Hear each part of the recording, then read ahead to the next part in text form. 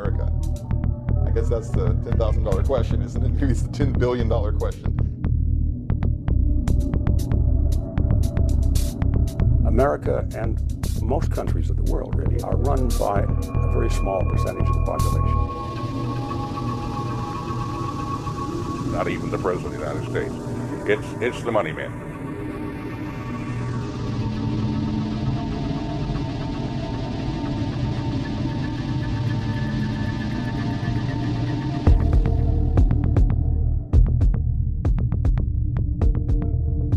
Obviously, the people in government aren't always the ones getting rich, so then you have to ask who are the ones behind it that are really getting rich, that are enjoying the benefits of this ripoff.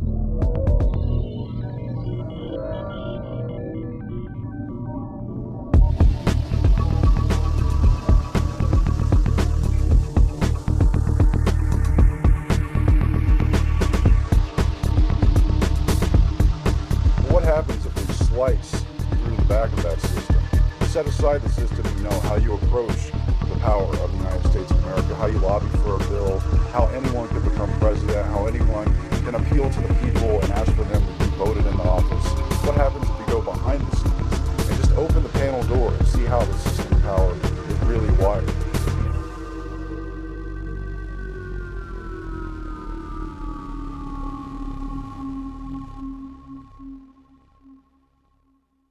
The interests of the American public have no bearing in the direction of the country, in the policy decisions. It doesn't matter which party we're talking about either. Republicans, Democrats, it's all the same thing. There is no voice for the people. I think we're being controlled by a relatively small group of extremely powerful individuals that are pretty much pulling the strings behind both major parties, as well as the economic and financial institutions. We're supposed to have the people being represented by the Congress, and this is a check and balance system. But instead, you have all branches of government owned by major corporations. The folks who run America are the people who operate behind the scenes to make sure that the person who is in the seat of president and Congress and the people who we elect are the people that will do their bidding. I think what you see is what it is, and who runs America are the banks and the multinationals. It's as simple as that as I see it. And they're the ones that have made all the decisions that have put us in the place that we're in now. In 1937, Ferdinand Lundberg, who'd been a writer with the Wall Street Journal and other financial publications, wrote a book called America's 60 Families. And in that book, he documented that the country was being run by an oligarchy of the wealthiest families, including the Mellons and the DuPonts and the Morgans and the Rockefellers and the Warburgs. And he showed that they were running the country as an invisible government behind the democracy that we see upon the surface. In fact, a study by Princeton University has come out saying that the United States is more of an oligarchy than it is a republic or democracy. Why? Because the public has no say in the policies and in the system that's been set up by politicians. Go back to 2008. The financial crisis is going on. Henry Paulson, U.S. Treasury Secretary. Where did he come from? Goldman Sachs, right, CEO. Gets in front of the American people and tells us that he's going to save us little people from the problems we have in the real estate market. But in order to do that, we have to bail out the too big to fails. Too big to fail. 4 words. Shows you who's running the country. Capitalism, there's no such thing as too big to fail. It's fascism.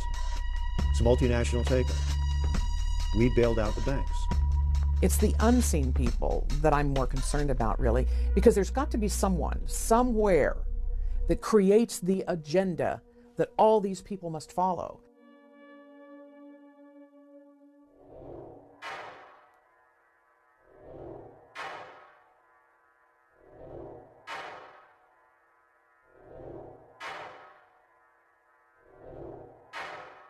In the late 19th century, wealthy monopolists, most prominently John D. Rockefeller and J.P. Morgan, were growing in economic and political power. Americans were increasingly alarmed at Wall Street's domination of both the Democrat and Republican parties. This led, in the 1890s, to the formation of the grassroots Populist Party. The Rockefeller-Morgan axis decided to distract Americans with a new enemy, Spain. The choice was not coincidental. Spain ruled Cuba, which by the 19th century had become the world's richest colony and largest sugar producer. National City Bank coveted Cuba's white gold as a complement to Standard Oil's black gold. The Yellow Press, led by William Randolph Hearst, New York Journal, began inundating Americans with fabricated tales of Spanish oppression. Spaniards feeding Cubans to sharks, roasting Cuban priests, slaughtering hospital patients where no hospital even existed. The decision to send the Maine to Havana was made at a secret White House meeting of which no minutes were kept. The Spanish government was not expecting the Maine when it sailed into Havana Harbor. Captain Charles Sigsbee, captain of the Maine, said, "It became known to me afterward that the Maine had not been expected, even by the United States Consul General." By what oversight was no one in Havana notified of the battleship's arrival? However, no shooting erupted. The Spanish permitted the Maine to dock. For 3 weeks, the Maine sat in Havana Harbor. In the meantime, the Yellow Press drove anti-Spanish feelings to fever pitch. William Randolph Hearst paid bribes to have the correspondence of the Spanish ambassador spied upon. One letter, critical of McKinley, was stolen and reprinted in Hearst's journal under the headline, "The Worst Insult to the United States in Its History." 2 days later, a horrific explosion tore apart the Maine. 266 men were killed. A U.S. Naval Court of Inquiry attributed the explosion to an external device, but was unable to assign any blame. The Yellow Press had no reservations. The bombing, they claimed, was the work of the Spanish government. Americans were goaded into war with the battle cry, "Remember the Maine." Here, Spain is depicted as a semi-human brute, its bloodied hand on the grave of the Maine, and its foot trampling an American flag. The war was immortalized in American public memory by one-sided naval victories. Teddy Roosevelt and his Rough Riders. In the charge up San Juan Hill. But did Spain really sink the Maine? All Spanish documents reveal that Spain wished to avoid war with America at all costs. Her mostly wooden navy could not hope to compete with the modern U.S. Navy, which consisted increasingly of steel ships. Admiral Cervera, who commanded Spain's Atlantic Squadron, warned his government of our lack of everything that is necessary for a naval war, such as supplies, ammunition, coal, provisions, etc. We have nothing at all. A provocative act against America, such as sinking the Maine, was clearly the last thing desired by the Spanish. But who did want to sink the Maine? Detectives often solve crimes by examining who profited from them. To help finance the war, the Rockefellers' National City Bank loaned the U.S. government $200 million. No income tax then existed. To help repay the loan, a telephone use tax was levied on the American people. It remained in effect for over a century. The loan was negotiated by Assistant Treasury Secretary Frank Vanderlip. After the war, National City Bank made Vanderlip its president. In that capacity, as we will see, he participated in the infamous Jekyll Island meeting, where the Federal Reserve Bank was secretly created. Mark Twain wrote, "When the smoke was over, the dead buried, and the cost of the war came back to the people, it suddenly dawned on us that the cause of the Spanish-American War was the price of sugar." The Rockefeller-Stillman National City Bank benefited most directly from it.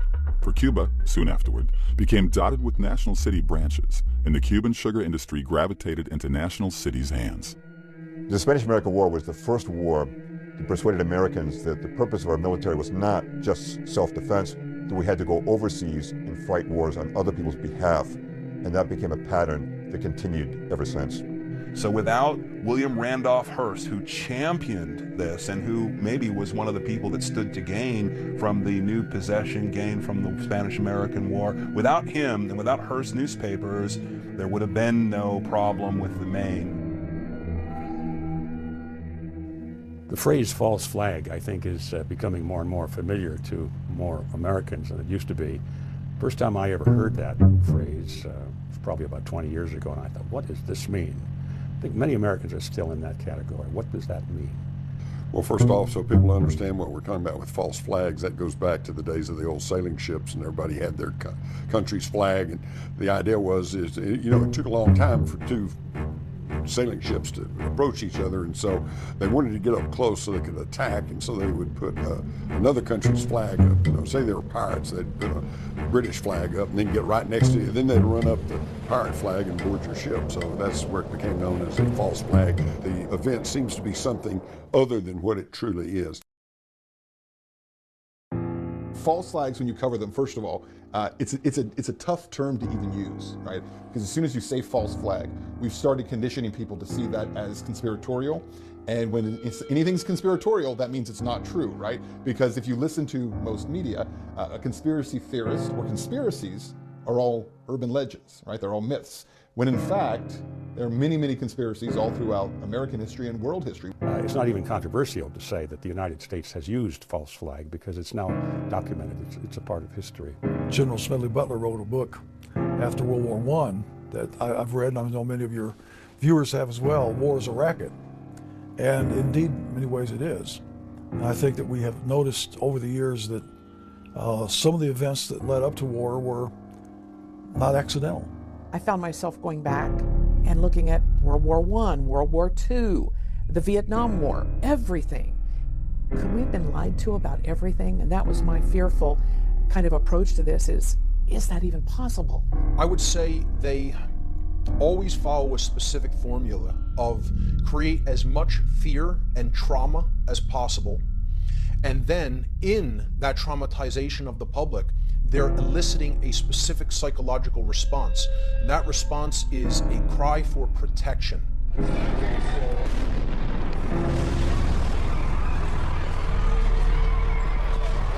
False flags have always been necessary to generate the kind of fear of outsiders or the imagined enemy that governments need in order to support the ridiculous policy of war in the first place.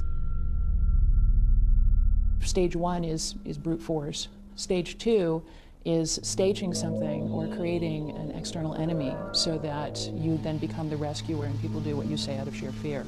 And then stage three is really getting to the point where you don't even require enemies any longer, where you can simply convince people through psychological manipulation to do the thing that you want them to do.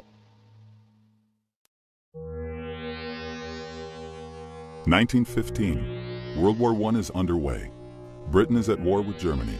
America has not yet joined the conflict. May 7th. A British ocean liner, RMS Lusitania, is on her way from New York to England. Nearly 200 Americans are among the passengers. 2:10 p.m. Off Ireland's southern coast, a torpedo from a German U-boat strikes the Lusitania. More than 1,000 on board lose their lives. On both sides of the Atlantic, the public is told the Germans sank the Lusitania simply to kill women and children. The tragedy fans outrage and moves America closer to declaring war. In propaganda, Germany replaces Spain as the ape. Because nearly every conflict the U.S. has been involved in the 20th century has been based on a false flag pretext event, and the Lusitania is no different. That's how they got us into World War I. At the time, statesmen, senators, the American people in general wanted to mind their own business. They had a great industrial engine inside the United States. They were able to freely trade throughout the world and had no reason to engage in World War I. It wasn't their business. But unfortunately, the moneyed powers had other interests at hand. At that point in the war, passenger ships and merchantmen were being armed. They'd been given orders to ram submarines. The submarines had no choice but to fire without warning. Why did the Germans really sink the Lusitania? Because her hull was loaded with munitions.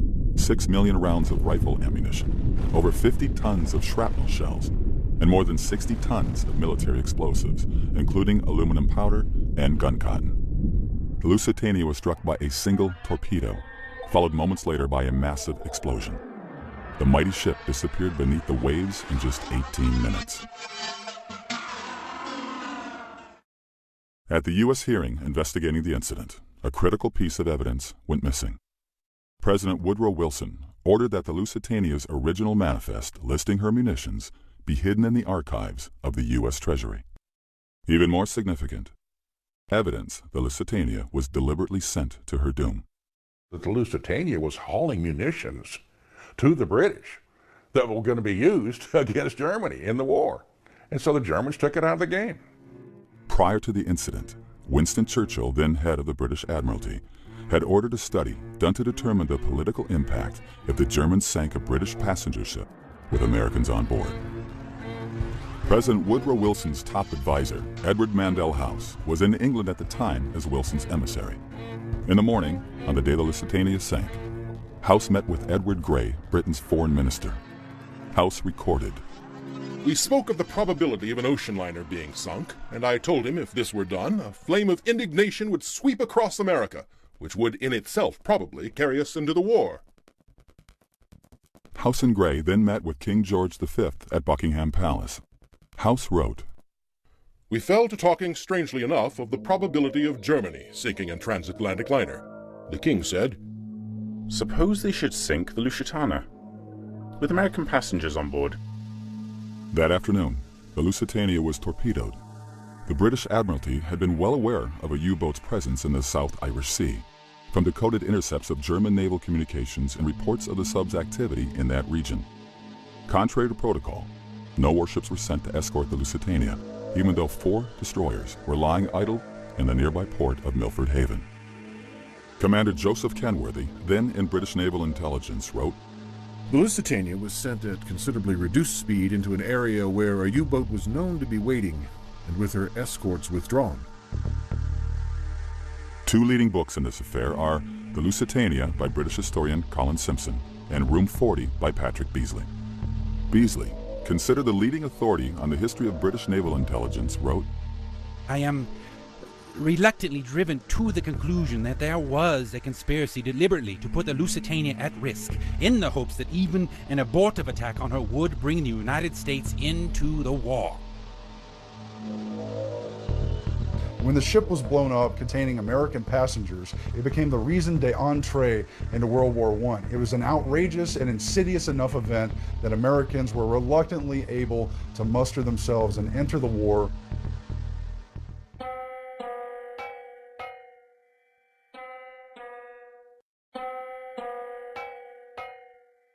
I think the most stunning example where there is so much historical evidence that no one even challenges anymore is the attack on Pearl Harbor. Every time that anniversary comes around, we focus on Pearl Harbor Day because we want people to know the truth and want them to stop buying into the lies. December 7th, 1941, the Japanese Navy attacks the United States fleet at Pearl Harbor in Hawaii, sinking or heavily damaging 18 naval vessels and leaving over 2,000 Americans dead. This is the event that propels America into World War II. I had pretty much the same view that most Americans have, and that it was a dastardly attack. As President Roosevelt said, it was a day of infamy, you know. It goes down in history now for having been such a sad, sad time. December 7th, 1941, a date which will live in infamy.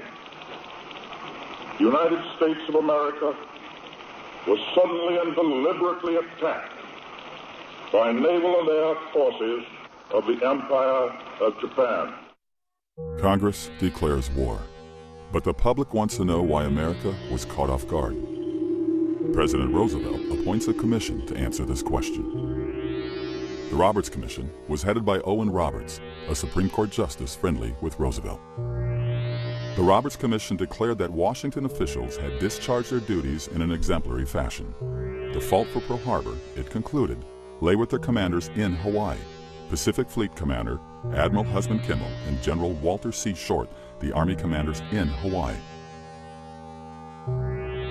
It's alleged these men failed to take adequate defensive and surveillance measures. The words dereliction of duty blazed on headlines across the country. Kimmel and Short were flooded with hate mail and received multiple death threats. It was claimed their negligence caused the deaths of thousands of Americans.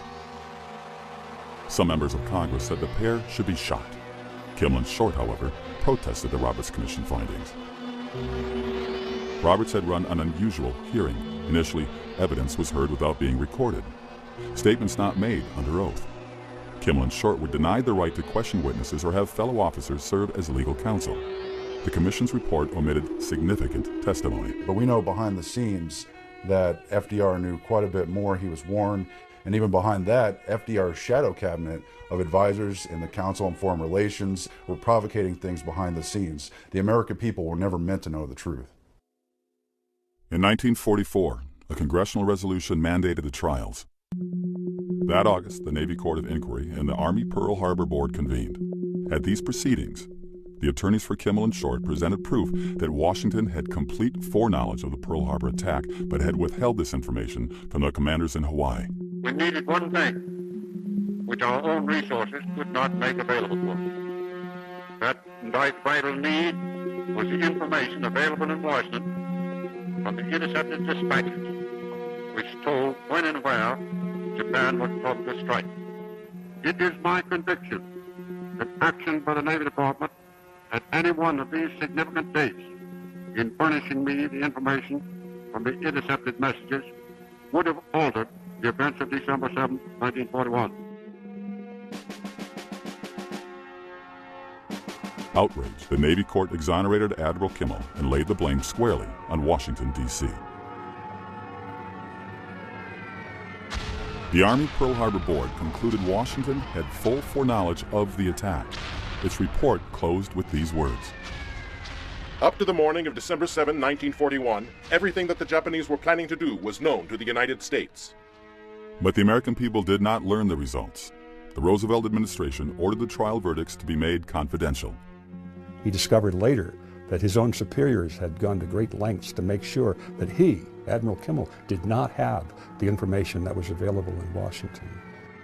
Why was the fleet in Pearl Harbor when Franklin D. Roosevelt ordered the U.S. Pacific Fleet to move from the west coast to Pearl Harbor? The fleet commander, J.O. Richardson, went to Washington and he protested this decision. He said, Mr. President, our ships will be boxed in like sardines in Pearl Harbor. Hawaii is approachable from 360 degrees by potential attackers. We'll have to resupply across 2,000 miles of Pacific. The only reason President Roosevelt could give Richardson for putting the fleet in Pearl Harbor was, he said, it would deter Japanese aggression. Well, as of December the 7th, 1941, everyone knew that putting the fleet in Pearl Harbor did not deter Japanese aggression. A breakthrough came in 1982 with the publication of Infamy by John Toland, the Pulitzer Prize winner known as the Dean of World War II historians.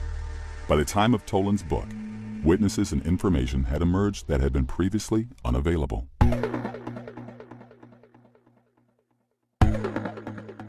How did Washington know Pearl Harbor was coming? First, through decoded diplomatic messages. The Japanese used a code called Purple to communicate with their embassies and major consulates. Its complexity required enciphering and deciphering by machine. The Japanese considered the code unbreakable. But in 1940, U.S. Army cryptanalysts cracked it and devised a facsimile of the Japanese machine. As a result, U.S. intelligence was reading Japanese diplomatic messages, often on a same-day basis. Copies of the deciphered text were promptly delivered to President Roosevelt, as well as Army Chief of Staff General George Marshall and Secretary of State Cordell Hull. These messages revealed that the Japanese planned to rupture relations with America and had ordered their Berlin embassy to inform the Germans, their allies, that the breaking out of war may come quicker than anyone dreams. We were not going to go back into Europe because it had cost so many American lives in World War I, which was already dubbed the war to end all wars. Why would we possibly go back again when the American people knew full well it wasn't in their interest? Pearl Harbor was absolutely necessary because, like all Democrats, FDR ran on a non-intervention and no-war platform. There's absolutely no way that the people would have again been sucked into this meat grinder. So although that is not classically a false flag because the Japanese actually did the attack, it fits under that umbrella because we find out that the U.S. government wanted the Japanese to attack. They left certain ships all next to each other so they could be more easily hit and got the more expensive and newer and more capable ships out of there so that they would not become collateral damage. Brigadier General Elliot Thorpe was the U.S. military observer in Java, then under Dutch control. In early December 1941, the Dutch Army decoded a Japanese dispatch forecasting an attack on Hawaii. They passed the information to Thorpe, who was so alarmed he sent Washington a total of 4 warnings. Finally, the War Department ordered him to send no further warnings regarding Pearl Harbor. Duško Popov was a Yugoslavian double agent whose true allegiance was to the Allies. Through contact with the Germans, Popov realized the Japanese were planning to bomb Pearl Harbor. He notified the FBI. Subsequently, FBI Director J. Edgar Hoover stated that he had passed this information on to Roosevelt. Iowa Senator Guy Gillette and Texas Congressman Martin Dies also later stated they had received advance information concerning the attack, which they shared with the president. Roosevelt told them to leave it in his hands. In Day of Deceit, The Truth About FDR and Pearl Harbor, Robert Stennett proved from documents obtained through the Freedom of Information Act that Washington was not only deciphering Japanese diplomatic messages, but naval dispatches also. The most significant was sent by Admiral Yamamoto to the Japanese First Air Fleet on November 26, 1941. The task force, keeping its movement strictly secret and maintaining close guard against submarines and aircraft, shall advance into Hawaiian waters, and upon the very opening of hostilities, shall attack the main force of the United States fleet and deal it a mortal blow. The first air raid is planned for the dawn of X day. Exact date to be given by later order.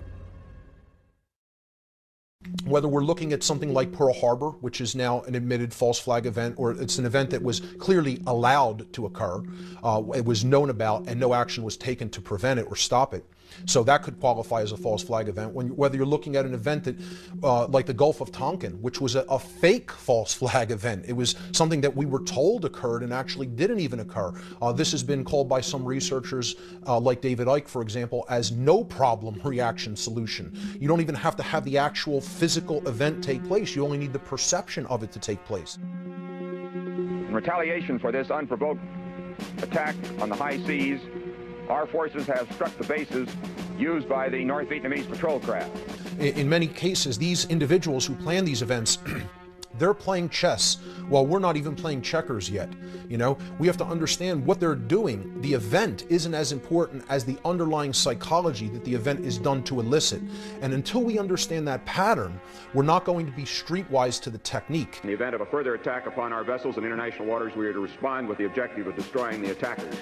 Look at those Vietnamese, man, up in north. We better stop them right away. If we don't stop those communist North Vietnamese, they're going to take over South Vietnam, then Thailand, then Laos, and then Cambodia. And before you know it, those dominoes will be falling until they hit the shores of California. Now, you could say I sound like a lunatic for saying something so stupid. But that's what was being said back then, and I know firsthand because I was prime draft age of that time. These guys are professionals at it, and they know how to take advantage of it. And, of course, one of the most horrible ones in our lifetime was in August of '64 when Lyndon Johnson faked the Gulf of Tonkin. In 1964, Congress passed the Tonkin Gulf Resolution, authorizing President Lyndon Johnson to escalate the Vietnam War, to which he committed hundreds of thousands of troops. The justification given for the resolution was two alleged attacks on U.S. destroyers by Vietnamese torpedo boats in the Tonkin Gulf, August 2nd and August 4th, 1964. Johnson described the first attack as an unprovoked assault against a routine patrol. Actually, the destroyer was supporting a South Vietnamese military operation against the North. The second attack never occurred. Admiral James Stockdale, recipient of the Congressional Medal of Honor, was then a pilot stationed in the Tonkin Gulf. Later shot down, he spent 7 years in a POW camp. After returning home, he summarized his experiences in his book, In Love in War. Stockdale was called to the scene of the alleged August 4th attack, but saw no Vietnamese boats during 1.5 hours of overflight. Well, I was over those destroyers for over an hour and a half, below 1,000 feet, lights off, watching everything they did. I could hear them chit-chatting on the radio, the Maddox and the Joy. They seemed to have some intermittent radar targets. I took it upon myself to get out there where they thought a boat was and try to kill it if they didn't. But it was fruitless. And I'd go down there and there was nothing. I felt it was a bad portent that we seemed to be under the control of a mindless Washington bureaucracy, vain enough to pick their own legitimacies regardless of the evidence. Today, very few people dispute that the Tonkin Gulf incident didn't take place. Later, it was revealed that the Tonkin Gulf Resolution was written before the alleged incident. The document was simply awaiting on an excuse to activate it. The whole Gulf of Tonkin incident, a lie by slimy little people like Robert McNamara and LBJ. And every one of those people knew it was a lie, and they sacrificed the lives of 60,000 American boys, destroyed the lives, limbs, and minds of hundreds of thousands of others, killed over 3 million Vietnamese, napalmed it, Agent Orange it on lies. They died in a just cause for defending freedom, and they will not have died in vain. The main justification currently given for the Iraq War, bringing freedom and democracy to the Iraqi people, was not the original reason presented. The next mushroom cloud you see, maybe one of Saddam Hussein's weapons. You remember that one? Last November 8th, this council passed Resolution 1441 by a unanimous vote. The purpose of that resolution was to disarm Iraq of its weapons of mass destruction. It was claimed Saddam Hussein possessed weapons of mass destruction, or WMDs, threatening world security. This council placed the burden on Iraq to comply and disarm, and not on the inspectors to find that which Iraq has gone out of its way to conceal for so long. There is only one truth, and therefore, I tell you, as I have said on many occasions before, that Iraq has no weapons of mass destruction whatsoever. After the invasion, Chief U.S. Weapons Inspector David Kay acknowledged months of searching had turned up no weapons of mass destruction in Iraq. In his opinion, they hadn't existed there since the 1991 Gulf War. Why aren't there any war crime tribunals for these people? Who knew what when?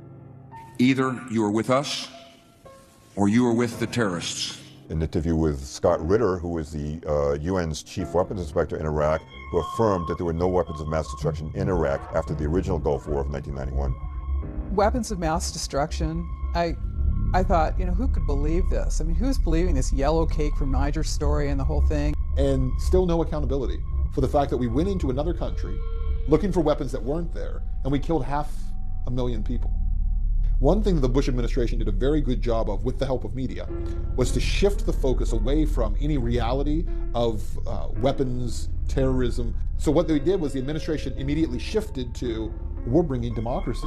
Now look, part of the reason we went into Iraq was the main reason we went into Iraq at the time was we thought he had weapons of mass destruction. It turns out he didn't, but he had the capacity to make weapons of mass destruction. But I also talked about the human suffering in Iraq. And I also talked the need to advance a freedom agenda. And still to this day, there are people, especially neocons, who believe that argument. That all these wars that we've had in the Middle East, which have again turned the Middle East into chaos, that have handed it over to Al-Qaeda so that we can go back, I guess, and fight them again later there, it was done so that freedom could come to an oppressed people. Colin Powell, who made such definite assertions before the UN, has admitted his claims were based on faulty intelligence. The little lying Colin Powell, putting up phony information in front of the UN. These are Saddam Hussein's mobile weapons of mass destruction labs. It's one lie after another. Looking at these wars, Spanish-American, World War II, Vietnam, and Iraq, one could soundly argue that in each war, American involvement was based on a deception, false pretext, or to put it charitably, mistaken pretext. One lie after another. Keep pouring them out. These are sick people and nobody wants to call a spade a spade. Could this really be one giant coincidence? Patterns of this scale generally do not happen by accident. To find the answer, deeper questions remain. When our country was founded, it was founded by an elite group. The founding fathers were the educated ones, the ones who had land, the ones who'd studied in Europe, the ones who'd read history and philosophy. And thank God it was that way. It's still true in America today, but the elite has changed. It's a great debate of whether or not we're founded on our lineage and our heritage of the Constitution and Bill of Rights or from hidden interests. Who runs the country? Well, the political parties run the country, but we all know the political parties actually don't do anything on their own. I think the reality is that we're probably ruled, for the most part, by an oligarchy. people still elect members of Congress. But beyond that, once someone is in Congress, the special interest groups take over, the lobbying firms take over, very wealthy families take over, and the people have absolutely no voice. A super elite, very powerful, very wealthy individuals who have, I will use the word, conspired together to take advantage of the opportunities afforded them in their positions of power and influence to pretty much determine the direction and the course of our country, irrespective of the wishes of the American people. I think in any culture, in any country, you can look to who has the money. The people with the money typically tend to wield the power. And the best way to do that is to do it from behind the scenes, because then if people become angry with the way power is being wielded, they don't come after you, they come after the puppet standing in front of you. We all know about a lot of wealthy people, Warren Buffett and Donald Trump, and but these are the guys that you hear about. The people, they got lots of money, yeah, but the people with the real power, you don't even hear their names. We start seeing all of these names of large corporations that come together over and over again, and then they get intertwined into events that take place, and then we start to see there's a pattern and there is a real agenda. In America's 60 Families, Ferdinand Lundberg wrote, "The United States is owned and dominated by a hierarchy of its 60 richest families, functioning discreetly in a de jure democratic form of government, behind which a de facto government, absolutist and plutocratic, has gradually taken form. This de facto government is actually the government of the United States, informal, invisible, shadowy." Among the 60 families Lundberg named were the Rockefellers, Morgans, Mellons, Vanderbilts, DuPonts, Astors, and Warburgs. Through inherited fortunes, they remained entrenched in power from one generation to the next. These families frequently acted in concert to pre-select presidential candidates of both Republican and Democratic parties, and, as Lundberg documented, acquired sweeping ownership of America's major newspapers. For the last several decades, let's admit, the powers that be have pretty much been the ones that have really made the decisions irrespective of the will of the American people. This power structure has been called the establishment. Syndicated columnist Edith Kermit Roosevelt, granddaughter of President Theodore Roosevelt, described it. Establishment is a general term for the power elite in international finance, business, and government, who wield most of the power regardless of who is in the White House. Most people are unaware of the existence of this legitimate mafia, yet the power of the establishment makes itself felt from the professor who seeks a foundation grant to the candidate for a cabinet post or State Department job. It affects the nation's policies in almost every area. In America, in principle, power is supposed to belong to the people. Voting sustains the public perception that it retains power. However, the establishment has ways of getting around our electoral system. First, through their influence within the major parties as well as the media, they can usually predetermine the Democratic and Republican nominees for president. For years, I would tell people, if you don't go vote, you haven't got any right to gripe about what goes on because you're just not even part of the process. But I've quit saying that because now, even if you do go vote, in many instances, it doesn't really matter. Oh, and I love the baloney that they keep shoving out every election. You know, if you don't vote, then you get what you deserve. No, if you vote, you get what you deserve. A lesser of two evils? What sick person would vote for a lesser of two evils? In 1976, Jimmy Carter was elected president. 7 months before the Democratic convention, the Gallup poll reported less than 4% of registered Democrats favored Carter for president. Outside Georgia, where he was governor, few people knew who he was. What happened? There's a new mood in America. We've been shaken by a tragic war abroad and by scandals and broken promises at home. Carter received a media blitz, including adulatory pieces in the New York Times and a Wall Street Journal editorial declaring him the best Democratic candidate. The TV networks inundated the public with his image. Before the nominating convention, his picture appeared on Time's cover 3 times, and Newsweek's cover twice. Time's cover artists were instructed to make him look as much like John F. Kennedy as possible. How did Carter acquire this media following? It began with dinner at the Tarrytown, New York estate of David Rockefeller. Present was Zbigniew Brzezinski, who helped Rockefeller found the Internationalist Trilateral Commission, and whom Carter would later appoint National Security Advisor. Senator Barry Goldwater said of this meeting, David Rockefeller and Zbigniew Brzezinski found Jimmy Carter to be their ideal candidate. They helped him win the nomination and the presidency. To accomplish this purpose, they mobilized the money power of the Wall Street bankers and the media controllers. Carter thus received the nomination. A similar process has anointed campaigns of other major party presidential nominees of the last few decades. The people have no real say, including in who is elected to office in this country. I mean, consider this.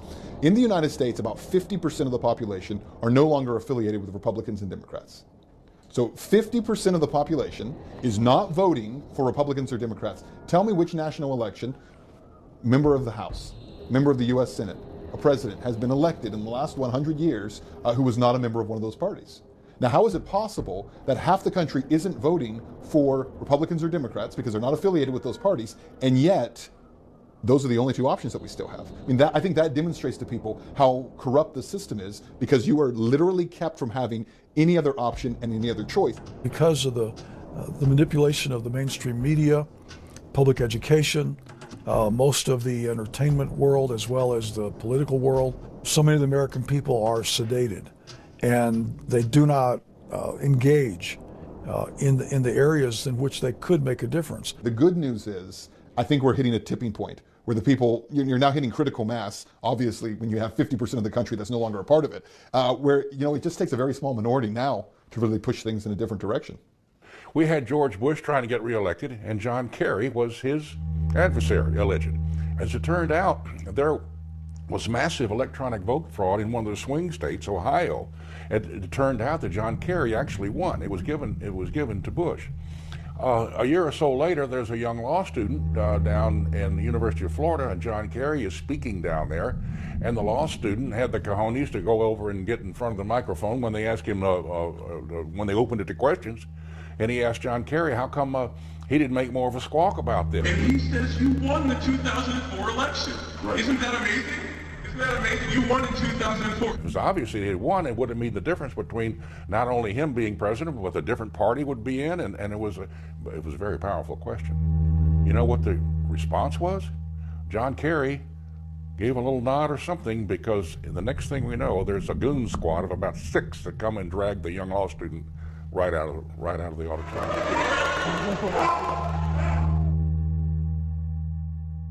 However, the establishment has an even more powerful means of influencing the will of the people. The most important is the Council on Foreign Relations, or CFR, headquartered in New York City. Though virtually unknown to the public, the council dominates cabinets of both Republican and Democratic presidents. When you look at where the wires are connected to the centers of power, you will find again and again that places like the Council on Foreign Relations don't just float ideas, they provide solutions. You often find members of the Council on Foreign Relations being appointed to various positions in government or industry for that matter, and you see them in the revolving door going back and forth between business and regulatory agencies and stuff like that. The big question is, how substantive is the CFR on global affairs? Since its founding in 1921, the CFR has produced 21 Secretaries of War and Defense, 19 Treasury Secretaries, 18 Secretaries of State, and 16 CIA Directors. And what is the Council's goal? The Council on Foreign Relations is a fairly interesting entity to me. And the reason for that is because they have so many members of the CFR who are in media. I think the CFR exerts tremendous influence over our government, our media, and our centers of education, more so than most people would want to admit. The Council on Foreign Relations is a very important nexus point, but it's just a vehicle for the larger aims of those who have an agenda. But it's an important vehicle. It's a ring of power that is an engine to encircle the whole world. Once in a while there'll be a spokesperson on major media, and he'll be introduced as such and so, and they'll give credentials, and they'll mention a member of the Council on Foreign Relations. But it sounds so innocuous, it just passes, some council that deals with foreign policy, so people don't remember that. The number one thing people need to know is that when you have so many members of media who are a part of those organizations or that organization, you have lost the ability to have anyone criticizing globalist agenda or globalist viewpoints because they are members of an organization that pronounces its view is to create, globalism. They have seized upon foreign policy, economics, and trade to get around the bounds of the Constitution and put their global system on top of America.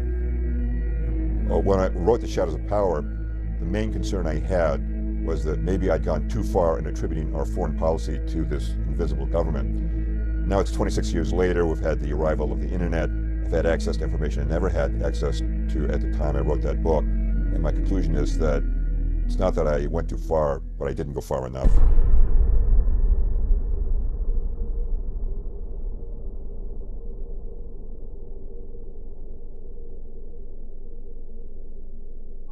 When the Council on Foreign Relations was formed, and the decision was made at a dinner at the Majestic Hotel in Paris in 1919 after the bankers got the word that the Senate had rejected the Versailles Treaty, so we weren't going to become embroiled in the League of Nations. So there was an organization created. It was in Britain, it was the Royal Institute of International Affairs. In America, it was the Council on Foreign Relations, like sister organizations. These roundtable groups were put into formation to steer nations and steer their policies, rather than control them overtly through direct leadership. They worked through secret maneuvers. The Cecil Rhodes Secret Foundation Trust had been involved not in nation building, but in nation manufacturing in the southern part of Africa. And now they wanted the entire world. Now, how do they control American government policy? The number one way is by serving as a recruiting ground, the recruiting ground for cabinet level positions. You've probably noticed that a lot of people in U.S. cabinets come from the big multinational corporations. How does that happen? Well, the Council on Foreign Relations will invite executives from Citibank or Exxon or Halliburton or Bechtel into the council. They'll attend maybe a study group, attend some dinners, hear some speeches by people like Henry Kissinger, Zbigniew Brzezinski. Now they become experts on policy, and now you see them showing up in the State Department or another major department. When you have one organization controlling the cabinet with a uniform viewpoint, whether the president is Republican or Democrat, naturally you're going to get uniform policies. Here are some of the prominent members of the CFR, Council on Foreign Relations.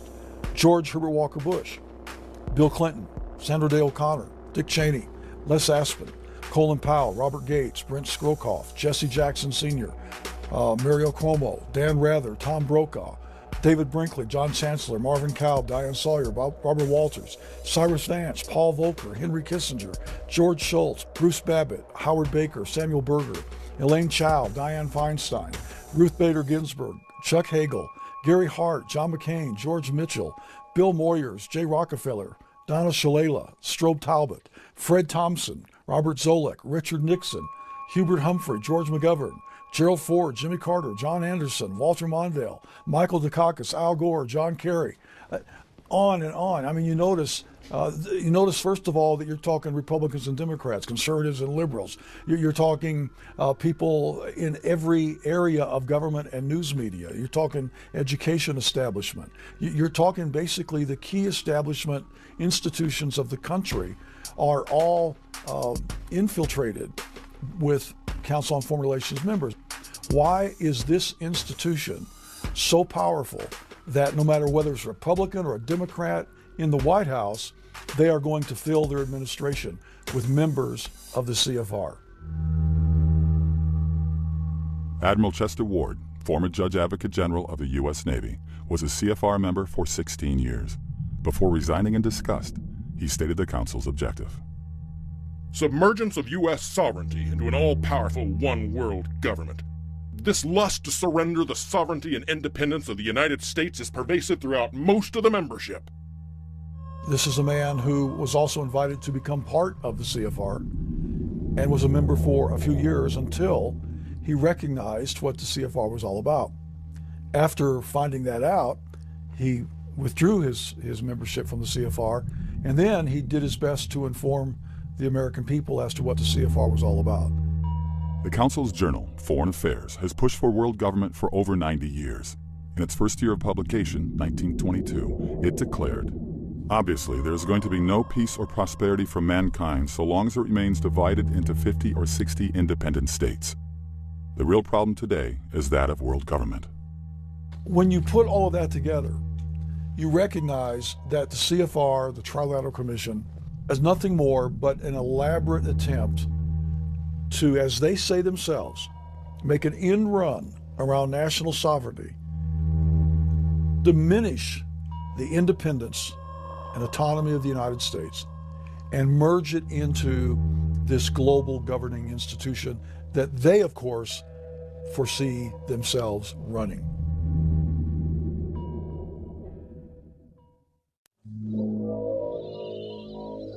My goodness, we're going toward everybody having a little bit and nobody having a whole lot, except for the elite. And we're going towards seeing all of our jobs taken away and put into another country. That's your world government for you. That's not benefiting the people in this country. So I absolutely, I abhor the idea of world government. And I'm afraid that what we're going to see is the demise of many of our countries in the attempt to formulate this one big structure. And it's obvious to see, okay, there are these very rich and powerful people meeting at, under the guise of the CFR or the Bilderberg Group or a bunch of other things. But it really doesn't matter. The fact is the superclass exists. That's the problem. So whether it's a Brussels, whether it's a World Trade Organization, whatever it might be, it's still built on the premise of how do we steal the most amount of money that we can, put it in the hands of the fewest, and tell everybody else what to do. It's not primarily driven by political ambition, it's driven by economic ambition. And just the fact that I mentioned that might change the flavor of the conversation, because talking about economics is a little bit different than just talking about politics. And one of the reasons, again, that the American experiment here is not working too well right now as far as Congress is concerned, is because Congress is not an economic animal, it's a political animal. What is world government? Simply stated, one regime ruling the planet. I don't think anything's intrinsically wrong with the one world government. In fact, I think obviously we are just one humanity, and eventually we're going to get to that. I can see perfectly well that there'll come a time when somebody's going to say, hey, where are you from? And you're going to say, I'm from Earth. Okay? But the problem is, are we going to do this voluntarily? And are we all going to agree that we're going to have a world government and that we all have some sort of representation and the thing's done equitably and fairly, Or are we going to have a handful of wealthy, egotistical, sometimes psychopathic people who want to control the world who are going to foist it off on us? And unfortunately, this is what's happening right now.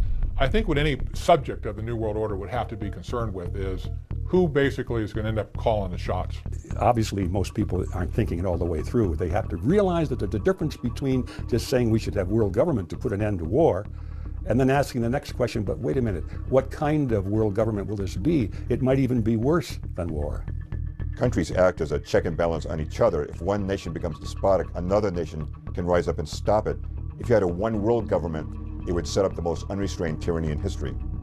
Already in the United States, with a population of over 300 million, you may be able to meet your representative, but your likelihood of knowing your representative as an average citizen is next to nothing. You may not even know who he or she is. It only works in utopia. And so while this is something we might all strive for, without a massive shift in global consciousness, it's impossible. Such a development is less remote than it may sound at first. It is being established progressively now.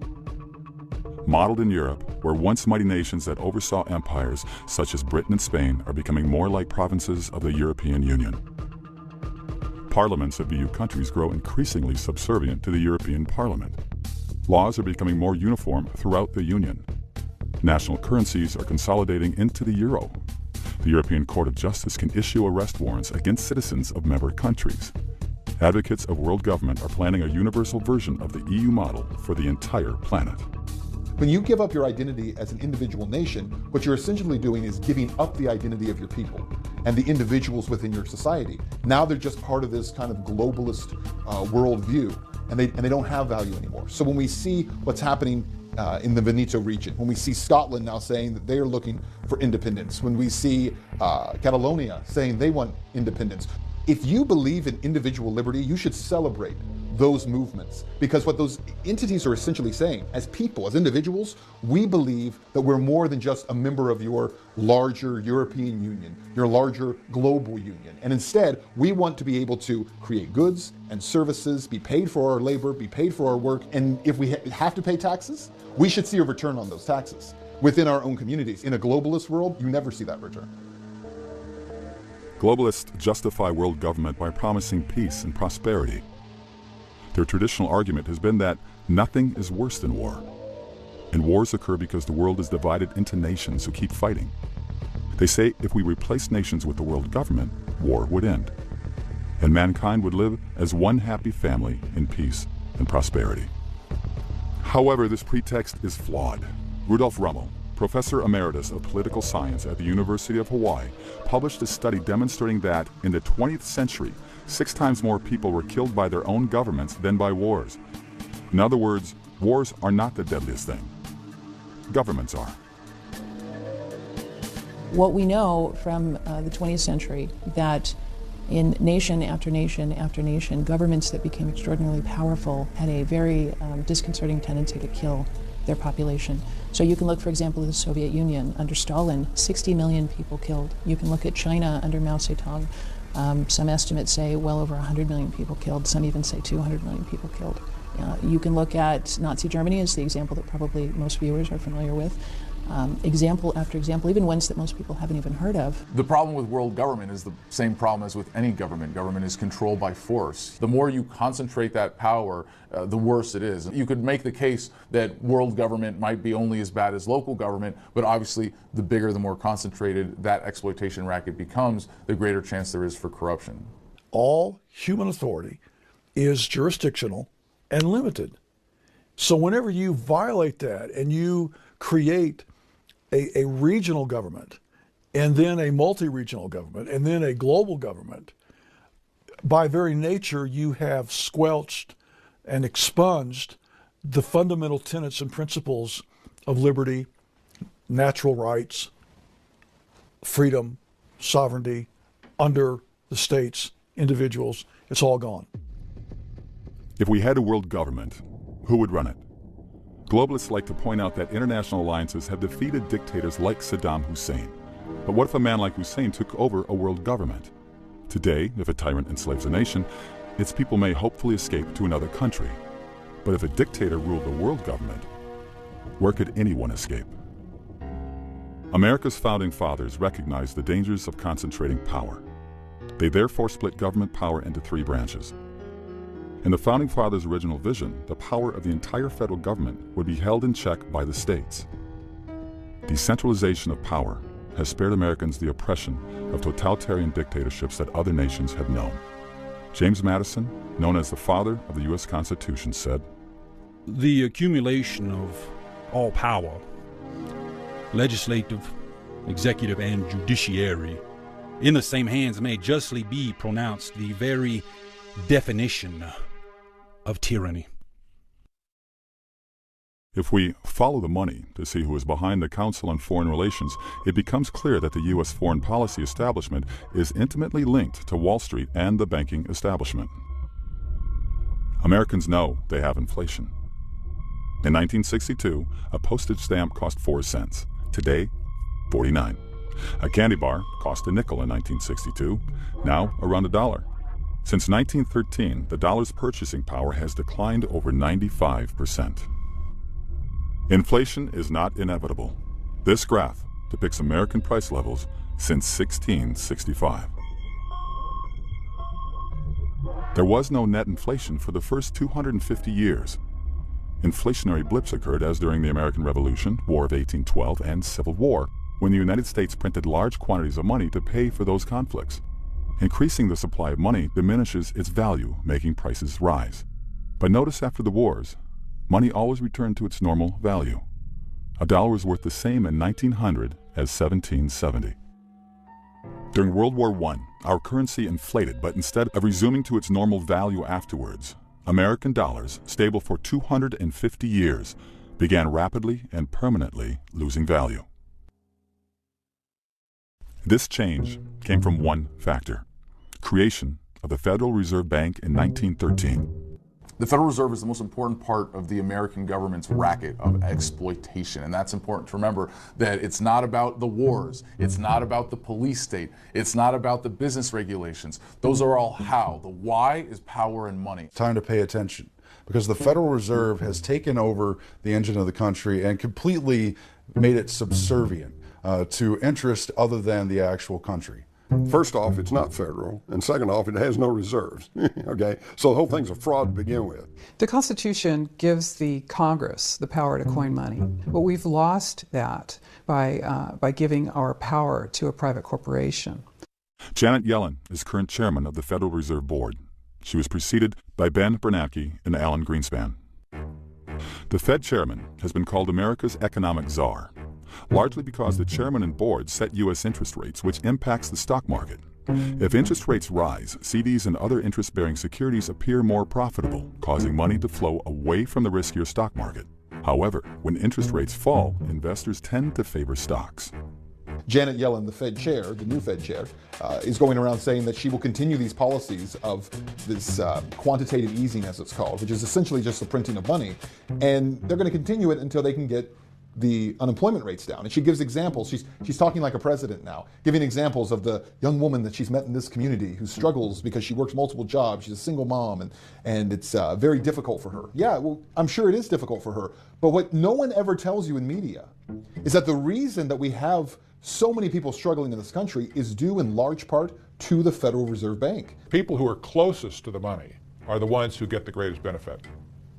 So whoever has had their hands on not just the Federal Reserve, but the whole infrastructure around it, the global banks that are peddling the Federal Reserve notes and the bonds and the Treasury bills and so on, the Goldman Sachs of the world, the JP Morgans and so on, these companies and these individuals have consistently gotten rich beyond anybody's wildest imagination. The rest of us consistently have gotten poorer beyond our wildest imagination as well, so that the value of the dollar today is somewhere around 1.5% of what it was in 1913. You know, the United States dollar, the Federal Reserve note dollar, has lost 98% of its value in the last 100 years. So if, number one, your first mandate is to protect the value of the currency, you failed. The second mandate on unemployment, as I mentioned, when the Fed chair is talking about this family that's in need and she wants to help them, how does the Federal Reserve help them? By holding interest rates low? That doesn't help families. That doesn't put food on my table. If anything, it makes it more difficult because there are more people out there saying, well, then you should go get a loan right now, borrow more money right now. As has been stated in history, you know, whoever controls the money controls. Again, it goes back to the money. It's not a world government, it's the bankers in charge. And again, the distribution of wealth right now in the United States, as everyone knows, is worse than it was at the Gilded Age over 100 years ago. They are creating currency out of nothing with absolutely no value to it, promising us that, number one, this will lead to greater wealth across the nation, which it's proven it cannot do. And number two, it will also create employment, which it cannot do. The Federal Reserve has the power to issue and create currency, but this gives it an inside track to give money at very low, if any, interest rates to its member banks, to the members of the oligarchy who control that bank. Meanwhile, it loans money to the country at interest, making incredible profits and making certain that the United States can never be sovereign again so long as the Federal Reserve exists. Thomas Jefferson, in a letter to one of his friends after he was out of office, he said, whenever public servants are paid by something other than what the people produce, the roles of master and servant are reversed. With the central bank, everything becomes consolidated in the hands of the few. Goes back to, again, 4 simple words: too big to fail. Central banks, look what they've done. They're robbing the people right in front of everybody's eyes as we speak.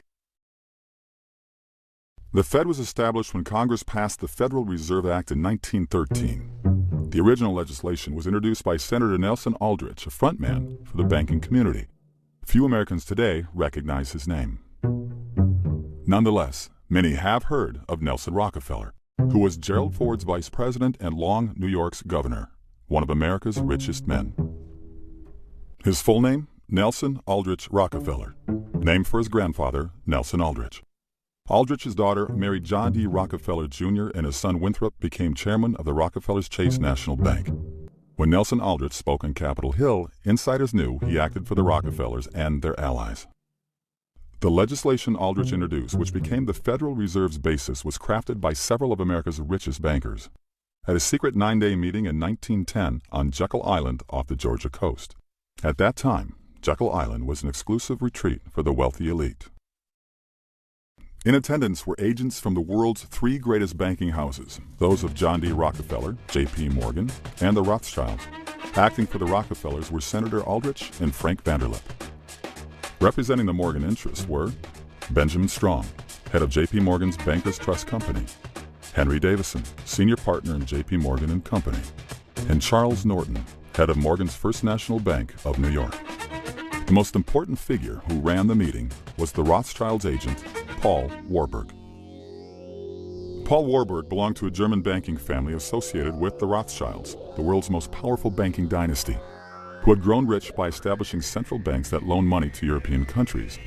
Its patriarch, Amschel Mayer Rothschild, said, "Permit me to issue and control the money of a nation, and I care not who makes its laws." In 1901, Warburg immigrated to America intending to establish a similar central bank in the United States. He became a partner in Kuhn, Loeb & Company, the Rothschilds' banking satellite in New York City. Who controls the Federal Reserve is pretty secretive, but for the most part we understand who controls it, and we know many of the families specifically involved, and it's what's known as the Eastern Establishment, many of the banking houses that have come to dominate the 20th century, and of course the robber barons who became monopolists of the major industries of the U.S. The Rothschilds had long been allied with America's 2 foremost banking families, the Rockefellers and Morgans, providing the seed money for John D. Rockefeller's Standard Oil Company and helping bail out J.P. Morgan when his firm was financially distressed.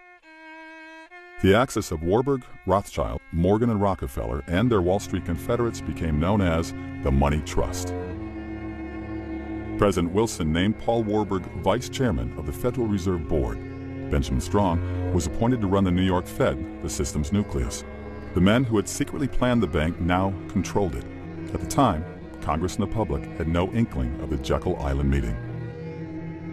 Paul Warburg's annual salary at Kuhn Loeb had been $500,000, equal to well over $10 million in today's dollars.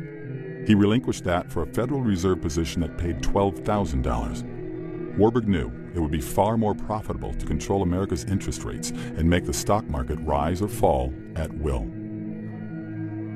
Congressman Charles Lindbergh Sr., father of the famous aviator, helped lead the fight against the Federal Reserve Act. In 1913, he declared on the floor of the House, "This act establishes the most gigantic trust on earth. When the president signs this act, the invisible government by the money power proven to exist by the money trust investigation will be legalized. The money power overawes the legislative and executive forces of the nation. I have seen these forces exerted during the different stages of this bill. From now on, depressions will be scientifically created. The new law will create inflation whenever the trust wants inflation. If the trust can get a period of inflation, they figure they can unload stocks on the people at high prices during the excitement, and then bring on a panic and buy them back at low prices. The people may not know it immediately, but the day of reckoning is only a few years removed." The day of reckoning, Lindbergh predicted, came with Black Thursday and the great crash of 1929. The crash wiped out millions of small investors, but not the money trust. Warburg, Rockefeller, Morgan, Bernard Baruch, and other top insiders had already exited the market. Although friendly biographers attribute their perfectly timed departure to their fiscal wisdom, fiscal foreknowledge of the Federal Reserve policy they controlled rigged the game in their favor. The Federal Reserve nearly doubled the discount rate between January and August of 1929. The bankers also pressured stocks down by heavily selling the market short and massively calling loans on investors who had borrowed to invest in stocks, forcing the borrowers to sell stock to repay the loans. These tactics converged, generating a snowballing panic that would bring the entire country into the greatest financial depression since the Civil War. Congressman Louis McFadden, chairman of the House Committee on Banking and Currency from 1920 to 1931, had this to say. "It was not accidental. It was a carefully contrived occurrence. The international bankers sought to bring about a condition of despair here, so that they might emerge as rulers of us all." Afterwards, the money trust returned to the market, exactly as Congressman Lindbergh predicted. They bought up stocks that once sold for $10 per share at $1 per share, widening their ownership of corporate America.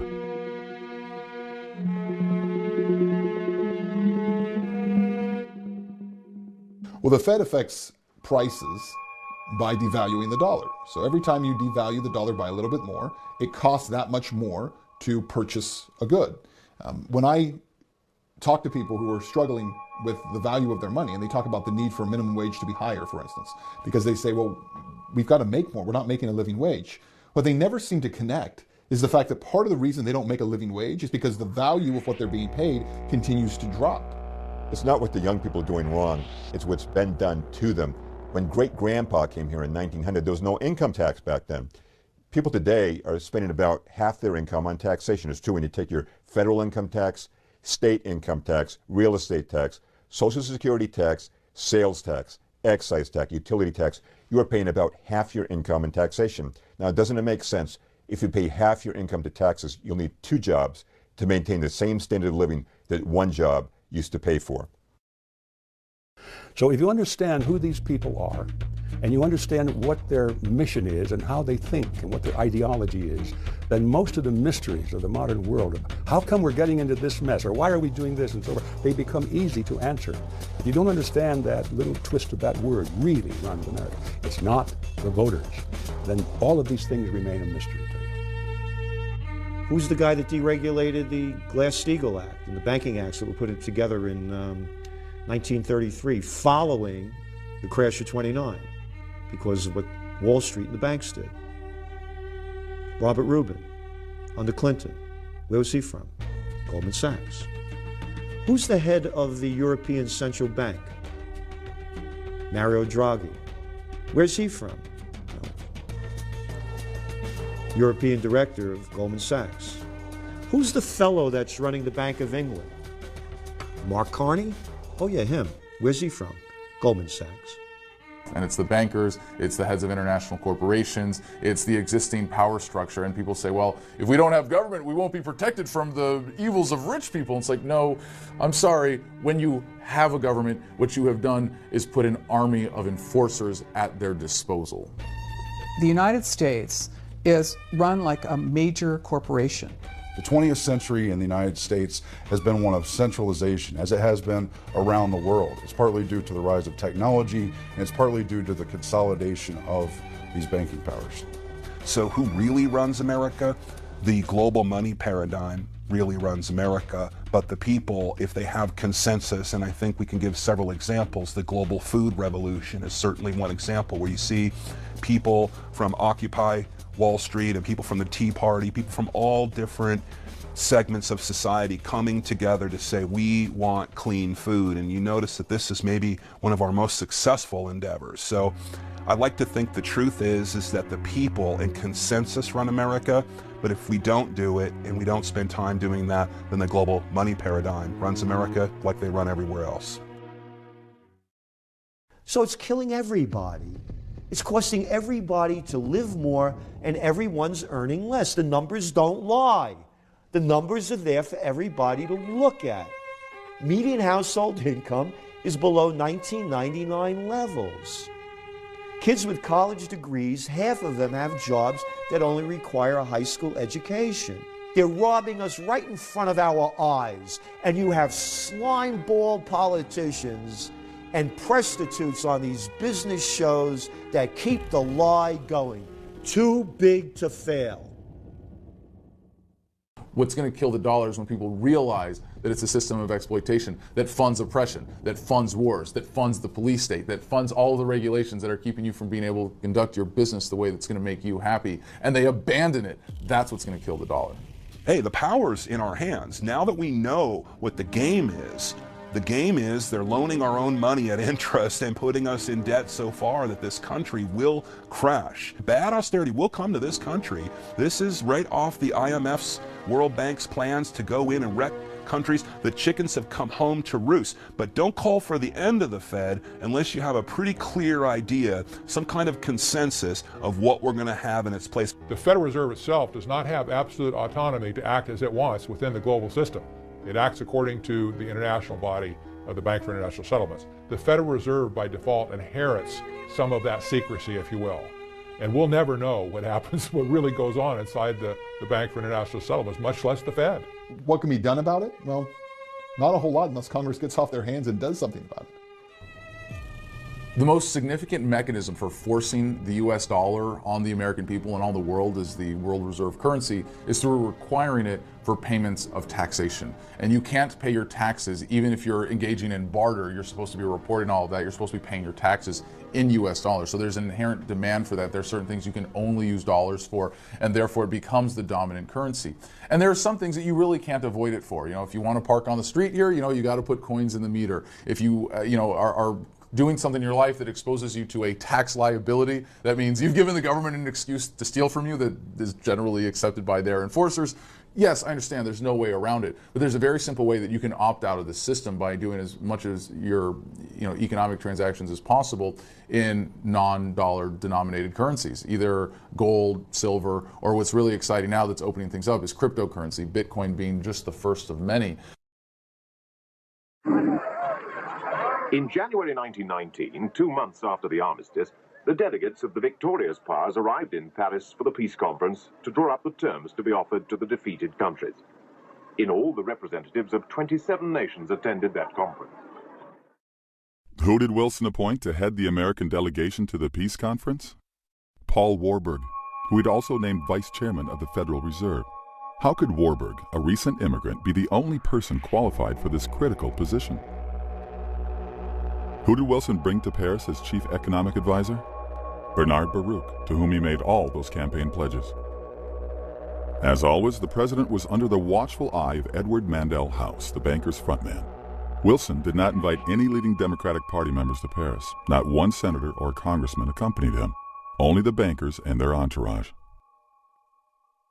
At this conference, Wilson presented his famous 14 points. The most important of them called for establishing the League of Nations. Many people think he invented the League, but it originated with House and the bankers. Ray Stannard Baker, Wilson's official biographer, said, "Practically nothing, not a single idea in the covenant of the League was original with the president." Charles Seymour, House's official biographer, said, Wilson approved the House draft almost in its entirety, and his own rewriting of it was practically confined to phraseology. What were the bankers seeking in the League? World government.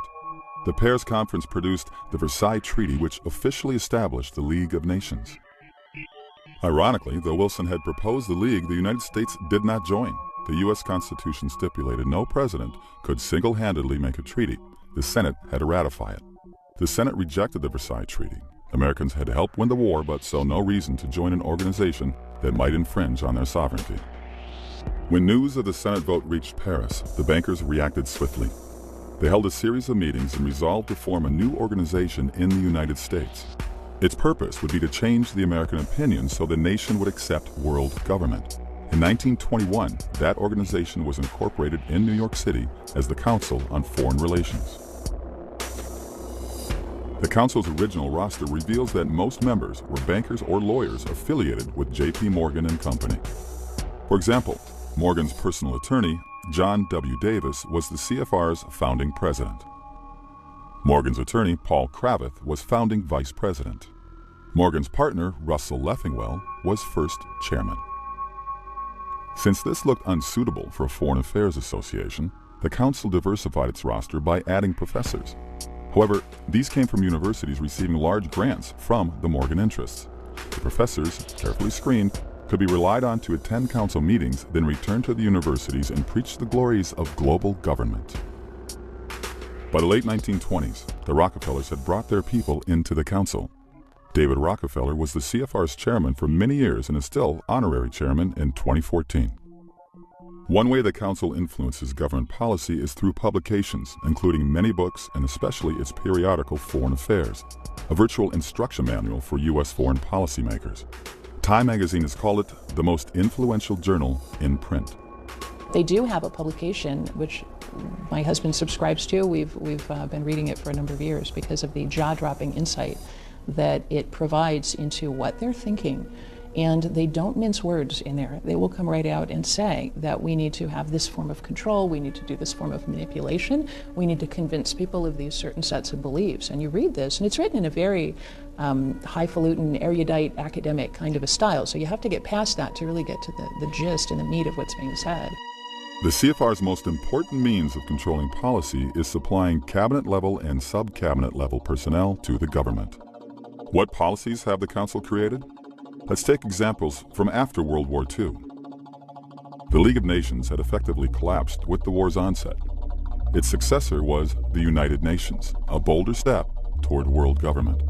The UN began with a group of CFR members in the State Department.